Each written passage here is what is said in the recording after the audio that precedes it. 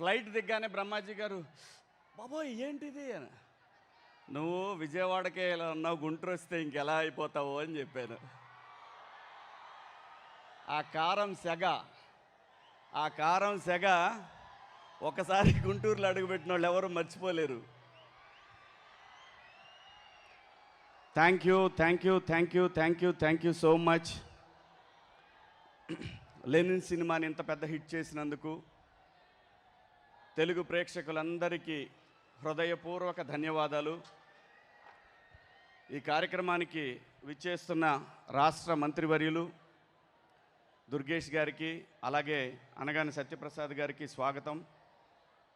అలాగే మా తేజస్విని, వెల్కమ్ అమ్మా. మొట్టమొదటిసారి అఖిల్ బాబు మీరు మా జిల్లాకు వచ్చారు విత్ ఫ్యామిలీ. మీ ఇద్దరికి కూడా మా జిల్లా తరఫున మీకు స్వాగతం. అక్కినేని ఫ్యామిలీకి ఎప్పుడు కూడా ఈ జిల్లా బ్రహ్మరథం పట్టింది. ఏ సినిమా అయినా సరే, అది ఒకవేళ అటు ఇటు అయిన సినిమాకు కూడా ఈ జిల్లా అక్కినేని ఫ్యామిలీ వెనకాల నిలబడింది. మీకు హృదయపూర్వక స్వాగతం అండి. లెనిన్ కార్యక్రమానికి రావడం జరిగింది. వారికి ఈ కార్యక్రమానికి స్వాగతం సుస్వాగతం పలుకుతున్నాము. ఆయన శివాజీ గారిని కంటిన్యూ చేయవలసిందిగా కోరుకుంటున్నాం.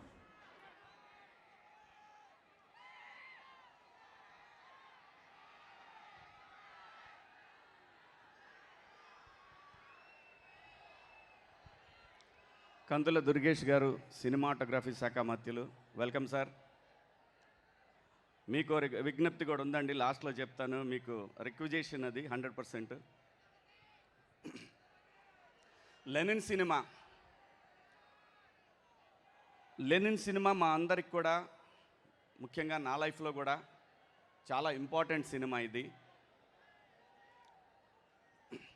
ఈ సినిమాలో అందరి గురించి మాట్లాడుకున్నాం, ఆర్టిస్టుల గురించి, టెక్నీషియన్స్ గురించి మాట్లాడుకున్నాం.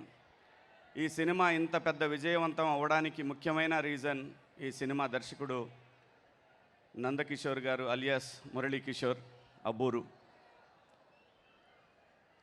నేను సినిమా పరిశ్రమకు వచ్చి 30 years పైన అయిందండి. మధ్యలో 13 సంవత్సరాలు మా ఆంధ్రప్రదేశ్, అమరావతి, వీటన్నిటితోటి ఒక 13 సంవత్సరాలు గడిపేశాను. 13 సంవత్సరాల తర్వాత మళ్ళీ పరిశ్రమకు వస్తే ఘనమైన స్వాగతం ఇచ్చిన మీ గుండెల్లో పెట్టుకున్న మీ అందరికీ కూడా పేరు పేరున హృదయపూర్వక ధన్యవాదాలు. సినిమా ఏం మారలేదండి, ఎప్పటికీ మారదు కూడా.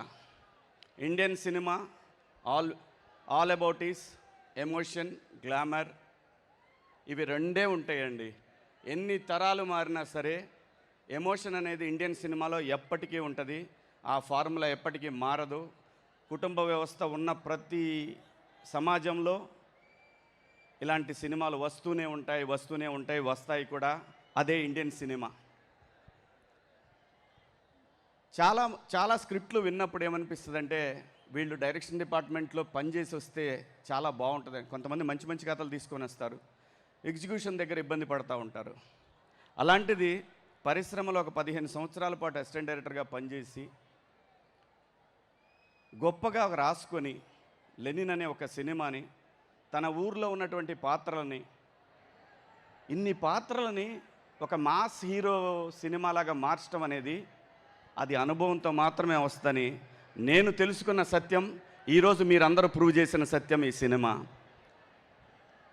చాలా సినిమాలకి ఫైట్స్ వర్కౌట్ అవుతాయి అంటారు, లేదంటే పాటలు వర్కౌట్ అవుతాయంటారు. ఈ లెనిన్ సినిమాకి మాత్రం వర్కౌట్ అయింది ఖచ్చితంగా 200% కథ మాత్రమే. కథ రాసుకున్న, కథ నడిపిన విధానాన్ని. నేను సినిమా ఇండస్ట్రీకి వెళ్ళినప్పుడు అసిస్టెంట్ డైరెక్టర్గా పనిచేశాను, ఎడిటింగ్ డిపార్ట్మెంట్లో పనిచేశాను, ఆల్మోస్ట్ అన్ని డిపార్ట్మెంట్లో పనిచేశాను నేను. నాకు అర్థమైంది ఏంటంటే, ఎవరైతే రాజమౌళి గారి దగ్గర నుంచి ఈరోజు సక్సెస్ అయిన ఈ సినిమా లెనిన్ సినిమా వరకు ఈ డైరెక్టర్లందరూ కూడా ఫాలో అయింది ఫ్యామిలీ, సెంటిమెంట్, డ్రామా, మంచి పాటలు, మంచి ఆర్టిస్టులు, పెర్ఫార్మెన్స్లు. వీటిని నమ్ముకొని వీళ్ళు హిట్లు కొడుతున్నారు తప్ప, కొరియన్ సినిమాలో తప్పేం కాదు, ఒక సినిమాని అడాప్ట్ చేసుకోవటం తప్పేం కాదు. కానీ నేటివిటీ కథని అద్భుతంగా మలుచుకొని వాళ్ళ పక్కూరు, మీ పక్కూరే కదండి రామాపురం, వాళ్ళ పక్కూరు రామాపురం తిరుపతి దగ్గర. ఆ ఊర్లో ఉన్న కథని, వాళ్ళ ఊళ్ళో చెర్లోపల్లిలో ఉన్న కథ క్యారెక్టర్స్ని అన్నింటినీ పెట్టుకొని, తన చుట్టూ ఉన్న జరిగిన సంఘటనలన్నింటినీ పెట్టుకొని ఒక అద్భుతమైనటువంటి డ్రామాని ఈరోజు ఈ సినిమాలో మనందరం చూసాం. బ్లాక్ బస్టర్ చేశారు మీరందరూ కూడా. నిజంగా ఈ దర్శకుడు ఈ తరానికి ఒక రాజమౌళి గారిలాగా అవ్వాలని నేను మనస్ఫూర్తిగా కోరుకుంటున్నాను సార్. మీ దగ్గర అది ఉంది, మీకు పేషెన్సీ ఉంది, మీరు కష్టపడ్డారు, మీకు అద్భుతంగా సపోర్ట్ చేశారు. వంశీ గారు కానీ అఖిల్ బాబు కానీ మీకు అద్భుతంగా సపోర్ట్ చేశారు. మీరు ఎంత చూపించాలో పేషెన్సీ ఈ సినిమాకి అంత చూపించారు కాబట్టే సినిమా ఎప్పుడు పేషెన్సీ టెస్ట్ చేస్తూ ఉంటుందండి. ఆ పేషెన్సీని ఎవరైతే ఎదుర్కోగలుగుతారో వాళ్ళు ఖచ్చితంగా సక్సెస్ కొట్టగలుగుతారు. సో ఇంత మంచి సినిమా తీసి దాంట్లో ఎతిరాజులు అనే ఒక పాత్ర నాకు ఇచ్చినందుకు కూడా మీకు హృదయపూర్వక ధన్యవాదాలు. అలాగే వంశీ గారు ఈ రోజున ఇండస్ట్రీలో సంవత్సరానికి 12 సినిమాలు తీస్తూ ఉన్నారు. ఈ 12 సినిమాలకి ఈ సంవత్సరం అయితే 12 లేదంటే 10, 8, 12 సినిమాలకి సార్ దుర్గేష్ సార్ మీతో చెప్పాలనుకున్నది ఇదేనండి. 12 సినిమాలు అంటే రోజు సినిమా ఇండస్ట్రీలో ప్రతిరోజు ఈరోజు 40 సినిమాలు జరుగుతూ ఉన్నాయి సార్. 40 సినిమాలకి ప్రతి సినిమాకి ఆల్మోస్ట్ 4000 మంది టెక్నీషియన్లు కానీ ఆర్టిస్టులు కానీ వీళ్ళందరూ పనిచేస్తూ ఉంటారు సార్.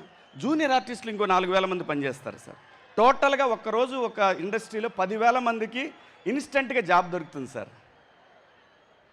ఇది గడిచిన 2 సంవత్సరాలుగా నేను ముఖ్యమంత్రి గారిని కోరుతూనే ఉన్నాను, ఉప ముఖ్యమంత్రి గారిని కోరుతూనే ఉన్నాను. ఈ ప్రాంతంలో కూడా సినిమా ఇండస్ట్రీ రావాలి. ఎందుకంటే మారుతున్న రాజకీయ సమీకరణాలు, ప్రాంతీయ వాదాల నేపథ్యంలో ఈ ప్రాంతంలో కూడా కళాకారులకు అవకాశం కావాలి అని అంటే ఖచ్చితంగా ఏదో ఒక చాలా కంపెనీలకి మీరు సైట్లు ఇస్తూ ఉన్నారు. ఒక చిన్నది ఒక 20 ఎకరాల 30 ఎకరాల జాగా సినిమా పరిశ్రమ, ఇది సినిమా ఫిలిం నగర్, ఇలాంటిది ఏమన్నా ఇస్తే మాత్రం ఈరోజు ఇక్కడ ఇందాక ఈ పిల్లల్ని చూశాను, డాన్స్ చేసిన పిల్లలందరూ కూడా వీళ్ళంతా లోకల్ టాలెంట్ సార్. ఇదంతా లోకల్ టాలెంట్. ఇలాంటి వాళ్ళు చాలామంది ఉన్నారు. వీళ్ళకి అవకాశం కల్పించాల్సిన బాధ్యత ఈ తరంలో ఉన్నటువంటి ఈ ప్రభుత్వం అంటే విడిపోయారు కాబట్టి ఈ ప్రాంతం పిల్లలకు కూడా పరిశ్రమ దగ్గరైతే చాలా బాగుంటుందని చాలా సందర్భాల్లో మాట్లాడానండి. ఖచ్చితంగా ఈరోజు మీరే వచ్చారు. మీరు ఖచ్చితంగా ఇది ఇద్దరు ముఖ్యమంత్రి గారు ఉప ముఖ్యమంత్రి గారికి ఇద్దరికి కూడా ఇది విన్నవించండి సార్. ఖచ్చితంగా ఈ ప్రాంతంలో కూడా పరిశ్రమ ఉండాలి.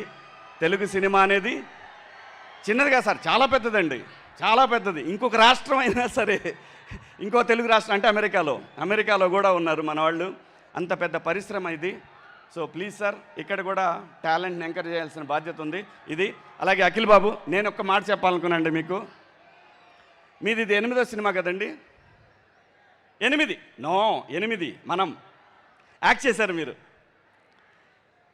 అఖిల్ బాబుకి వచ్చిన నంబర్ 8, ఆయన date of birth 8, Narendra Modi గారిది 8, గంగూలీ గారిది 8 నెంబర్ చాలా పవర్ఫుల్ నెంబర్ అండి. 8 నెంబరు కష్టపెడుతుంది, చాలా కష్టపెడుతుంది. ఖచ్చితంగా వర్కౌట్ అవుద్ది, ఖచ్చితంగా చాలా పెద్ద లెవెల్లో వర్కౌట్ అవుద్దండి ఈ సినిమాలు. అలాగే మీ ఫస్ట్ సినిమాలో మీకు ఇంకొక సెంటిమెంటు నేను మొన్న ఈ మధ్య చూసి గమనించింది, కన్నయ్య, శ్రీసింధులో కూడా ఇంకో కన్నయ్య ఉన్నాడు. సో నేను ఎప్పుడో 15 ఏళ్ల క్రితం ఎప్పుడో మా టీవీలో ఇంటర్వ్యూలో చూశాను. నాన్నగారు అమ్మగారు ఇద్దరికి మాట్లాడుకున్నది, మీ సిసింద్రి సినిమా గురించి మాట్లాడింది. ఈ సినిమా మీతో చేయాలని వచ్చినప్పుడు అమ్మగారు ఒప్పుకోలేదు. బ్లూ రెమ్యునరేషన్ కింద సపోర్ట్ చేస్తానంటే మిమ్మల్ని ఆ సినిమాలో చేయడానికి ఒప్పిస్తానని చెప్పి అమ్మగారు అనటం. నిజంగా భైరవుడు మీకు సపోర్ట్ ఉన్నాడు సార్. Keep rock. అరే నేను పోతా ఆకండి. అయ్యగారే నెంబర్ 1, డౌటే లేదు. అయ్యగారు నెంబర్ 1 వచ్చాడు, ఆడే నెంబర్ 1 అతడు వచ్చాడు, ఇక్కడ ఉన్నాడు అతను. అయ్యగారే number 1. Thank you sir, thank you. ఇక్కడికి విచ్చేసిన మీ